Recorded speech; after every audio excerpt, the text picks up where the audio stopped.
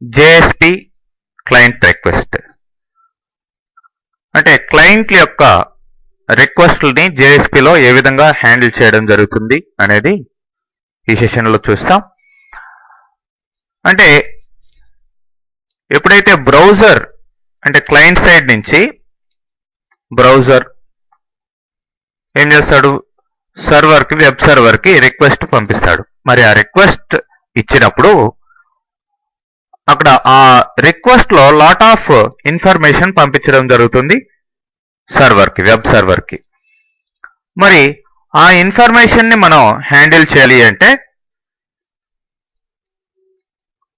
అవి డైరెక్ట్గా హ్యాండిల్ చేయడం కుదరదు. ఎందుకంటే ఆ ఇన్ఫర్మేషన్ అంతా కూడా హెడర్స్ రూపంలో ఉంటాయండి. ఒక్కొక్క రకమైన హెడర్ ఒక్కొక్క రకమైన ఇన్ఫర్మేషన్ని హ్యాండిల్ చేస్తుంది. మరి ఇక్కడ ఫర్ ఎగ్జాంపుల్ యాక్సెప్ట్ అనే హెడర్ ఆ పర్టికులర్ బ్రౌజర్ మీరు ఏదైతే వాడుతున్నారో ఆ బ్రౌజర్ ఏ ఎంఐఎంఈ టైప్స్ ని అంటే ఎట్లాంటి కంటెంట్ టైప్ ని అది హ్యాండిల్ చేయగలదు అనేది చెప్తుంది అనమాట. Just like image are PNG లేదంటే ఇమేజ్ ఆర్ జేపీఈజీ అనే వాల్యూస్ ఇక్కడ ఎంఐఎంఈ టైప్స్ గా ఉంటాయన్నమాట.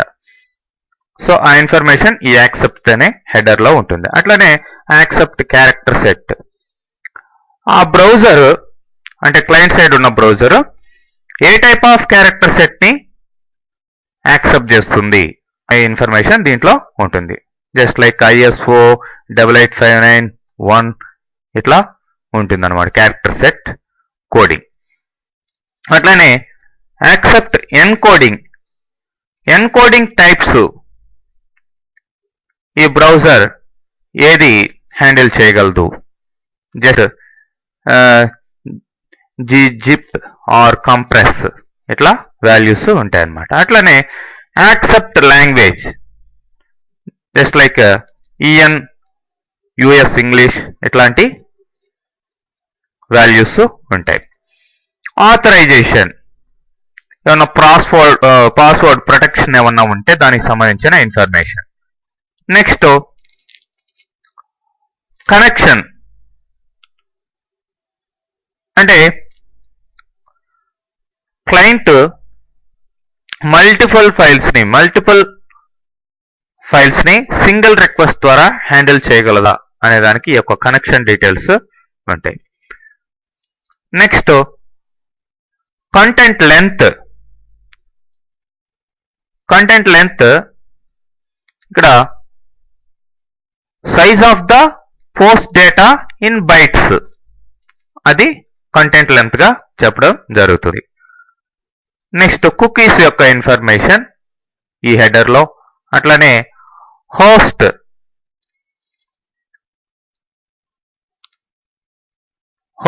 అండ్ పోర్ట్ ఒరిజినల్ URL కి ఇచ్చిన పోర్ట్ నెంబరు హోస్ట్ సంబంధించిన information. Next if modified since అంటే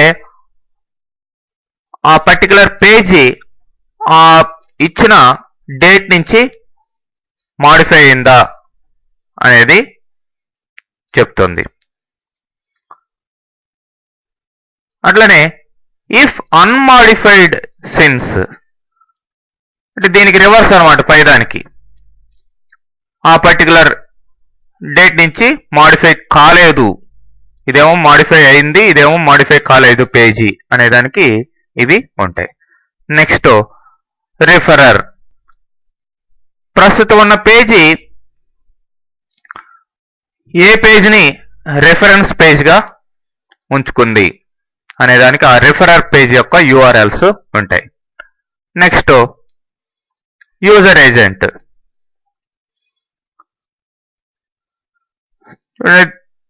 this header identifies the browser or other client making the request and can be used to return different content to the different types of browsers. Different types of browsers ki different types of content ni ఇట్లా ఇచ్చేదానికి ఇది use అవుతుంది అన్నమాట. So ఇట్లా headers ఉంటాయి. మరి ఈ యొక్క హెడర్స్ కి సంబంధించిన ఇన్ఫర్మేషన్ ని రిట్రైవ్ చేసేదానికి, వాటిలో ఉన్న అట్రిబ్యూట్స్ వాల్యూస్ తీసుకునేదానికి, సెషన్స్ ని తీసుకునేదానికి, వీటన్నిటికీ కూడా మనం వాడే ఆబ్జెక్ట్ రిక్వెస్ట్ ఆబ్జెక్ట్. మరి ఈ యొక్క రిక్వెస్ట్ ఆబ్జెక్ట్ కి సంబంధించిన మెథడ్స్ ఇవన్నీ కూడాను. ఫర్ ఎగ్జాంపుల్ టోటల్ అట్రిబ్యూట్స్ ఏమైతే ఉన్నాయో చెప్పాలంటే ఫీల్డ్స్, ఆ ఫీల్డ్ యొక్క నేమ్స్, వాటి వాల్యూస్, అట్లనే హెడర్స్ యొక్క వాల్యూస్, సెషన్స్, కుకీస్, ఇట్లా ప్రతి ఇన్ఫర్మేషన్ కూడా ఈ యొక్క ఇవ్వబడ్డ నంబర్ ఆఫ్ మెథడ్స్, అంటే ఈ రిక్వెస్ట్ ఆబ్జెక్ట్ కు ఉండే మెథడ్స్ ద్వారా రిటర్న్ చేసుకోవచ్చు మనం ప్రోగ్రామ్ లో. ఓకే, చూడండి. Get content type, get character encoding, ఇట్లా మొత్తం ఇన్ఫర్మేషన్ ఈ మెథడ్స్ ద్వారా రిట్రైవ్ చేసుకోవచ్చు.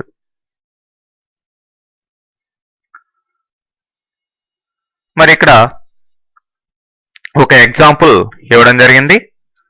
ఈ ఎగ్జాంపుల్లో మనం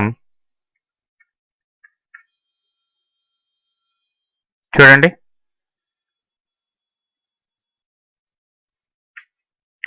ఫస్ట్ java.io.star.util ప్యాకేజ్ ని ఇంపోర్ట్ చేసుకున్నాం. ఎందుకంటే ఈ యుటిల్ ప్యాకేజ్ లో ఉండే ఎన్యూమరేషన్ ఇట్లాంటి వాటిని వాడుతున్నాం అన్నమాట. మరి అంటే వాల్యూస్ తీసుకొని వచ్చినప్పుడు వాటిల్లో స్టోర్ అయ్యేదానికి అట్లాంటి ఆబ్జెక్ట్లో.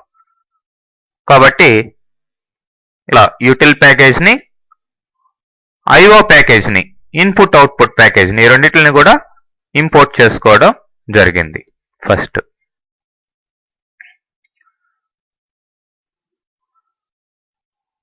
మరి ఇక్కడ ఒక టేబుల్లో మన ఇన్ఫర్మేషన్ ని ప్లేస్ చేస్తున్నాం కాబట్టి టేబుల్ ని ఇక్కడ క్రియేట్ చేసామండి. ఫస్ట్ ఈ టైటిల్స్ ఇవన్నీ కామన్, హెడ్డింగ్స్ ఇచ్చేసి టేబుల్ ఒకటి క్రియేట్ చేసాం. ఆ table width, border, alignment centre, అట్లనే బ్యాక్గ్రౌండ్ కలరు, అట్లనే టేబుల్ హెడర్. ఫస్ట్ హెడర్ వచ్చేసి మీకు హెడర్ నేమ్, హెడర్ వాల్యూ రెండోది. ఇట్లా 2 హెడర్స్ గా ఇవ్వడం జరిగింది. మీరు ఇక్కడ అవుట్పుట్ కూడా చూడొచ్చు. ఇది హెడర్ నేమ్, ఇది హెడర్ వాల్యూ. ఇట్లా హెడ్డింగ్స్ ఆ టేబుల్ కి ఇవ్వడం జరిగింది.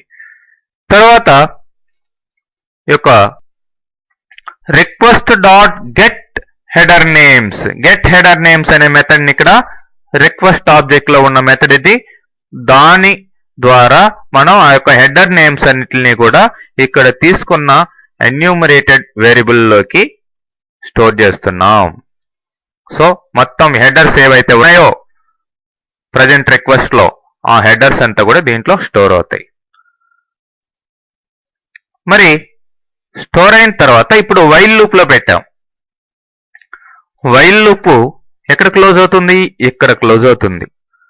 మరి while header names dot has more elements అంటే దాంట్లో ఎలిమెంట్స్ ఉన్నంత వరకు ఇక్కడ ఎన్యూమరేషన్ లో హ్యాస్ మోర్ ఎలిమెంట్స్ అనేది ఒక మెథడ్ గా చెప్పబడుతుంది. ఎలిమెంట్స్ ఉన్నంత వరకు 1 by 1 ఎలిమెంట్ కంటిన్యూ అవుతూ ఈ లూప్ లో ఇట్లా తిరుగుతూ ఉంటుంది అన్నమాట లూప్. మరి ఫస్ట్ ఒక్కొక్క header name dot next element అనే దాన్ని ఇక్కడ ఒక స్ట్రింగ్ వేరియబుల్లో స్టోర్ చేసుకొని దాన్ని మనం ఫస్ట్ హెడ్డింగ్ లో ప్రింట్ చేస్తున్నాం. అంటే హెడర్ నేమ్స్ అంతా కూడా ఇక్కడ 1 by 1 accept language, accept encoding, user agent, host, connection, ఇట్లా హెడర్ నేమ్స్ అన్ని వరుసగా ప్రింట్ కావడం జరిగింది. దానికి కరస్పాండింగ్ ఆ పక్కనే రిక్వెస్ట్ డాట్ గెట్ హెడర్ అని చెప్పి ఆ బ్రాకెట్ లో ఈ యొక్క పారామ్ నేమ్ అని ఇవ్వడం జరిగింది. సో ఆ పర్టికులర్ ఆ యొక్క హెడర్ యొక్క వాల్యూస్ అంతా కూడా దీంట్లో స్టోర్ అవుతాయి. ఆ వాల్యూని మనం ప్రింట్ల ద్వారా మళ్ళీ ఇక్కడ ప్రింట్ చేస్తున్నాయి. ఇవన్నమాట corresponding values. For example accept language అనే హెడర్ ఎదురుగా ENUS అనే వాల్యూ రావడం జరిగింది. ఇట్లా మొత్తం హెడర్స్ వాటి యొక్క వాల్యూస్ అంతా కూడా ఎన్ని హెడర్స్ అయితే ఉన్నాయో అన్నిటికీ కూడా ప్రింట్ కావడం జరుగుతుంది ఈ లూప్ లో. సో ఇట్లా మీరు ఇక్కడ రిక్వెస్ట్ ఆబ్జెక్ట్ కు ఉన్న రకరకాల మెథడ్స్ ని మీరు అప్లై చేయొచ్చు. ఇది ఒక ఎగ్జాంపుల్ గా మీకు చూపించడం జరిగింది రిక్వెస్ట్ ఆబ్జెక్ట్ కి. ఓకే, దీన్ని మీరు వెబ్ బ్రౌజర్ లో ఈ విధంగా ఎగ్జిక్యూట్ చేసినట్లయితే ఇన్ఫర్మేషన్ అవుట్పుట్ ఈ విధంగా వస్తుందండి.